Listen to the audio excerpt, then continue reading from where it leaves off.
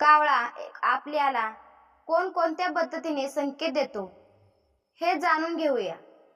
कावळा एखाद्या व्यक्तीच्या डोक्यावर बसल्यास कावळा डोक्यावर बसणे हा अशुभ संकेत मानला जातो.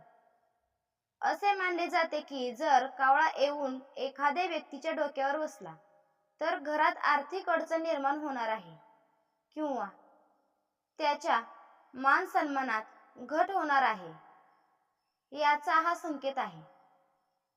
छतावर बसलेले कावळे. जर कावळा येऊन घराच्या छतावर बसला आणि कावकाव करू लागला तर ते शुभ लक्षण मानले जाते. हे घरी पाहुण्यांचे आगमन सूचित करते. घरात पाहुणे येणे शुभ मानले जाते. यामुळे घरात सुख समृद्धी येते. कावळा पोळीचा तुकडा घेऊन उडणे. जर कावळा चोचीत पोळीचा तुकडा घेऊन उडताना दिसला तर ते देखील शुभ मानले जाते. याचा अर्थ तुमच्या काही मोठ्या इच्छा लवकरच पूर्ण होणार आहेत.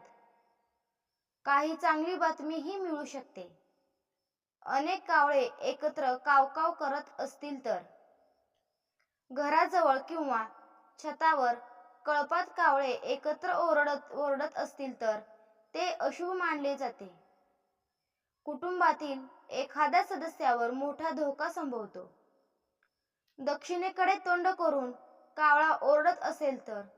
जर कावळा दक्षिणेकडे तोंड करून ओरडत असेल तर ते अशुभ मानले जाते. हे कुटुंबातील एखाद्या व्यक्तीच्या मृत्यूचे संकेत देते.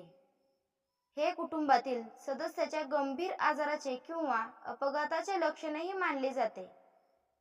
आपल्या तोंडात पोळी, फळ किंवा मांसाचा तुकडा दाबलेल्या कावळ्याच्या बघितल्यास कामात यश लाभते. कावळा गायीच्या पाठीवर बसून आपली चोच रगडताना दिसल्यास उत्तम भोजनाची प्राप्ती होते. कावळा आपल्या चोचीत कोरडे गवत घेऊन जाताना दिसला धन लाभ होतो. कावळ्याच्या चोचीत फुल पाने दिसल्यास इच्छा पूर्ण होते. डुकराच्या पाठीवर कावळा बसलेला दिसल्यास प्रचंड संपत्ती मिळते. जर कावळा धुळीत लोटताना दिसला तर त्या जागी पाऊस पडण्याची शक्यता असते. धन्यवाद. चॅनलवर नवीन असाल तर चॅनलला सबस्क्राईब करा.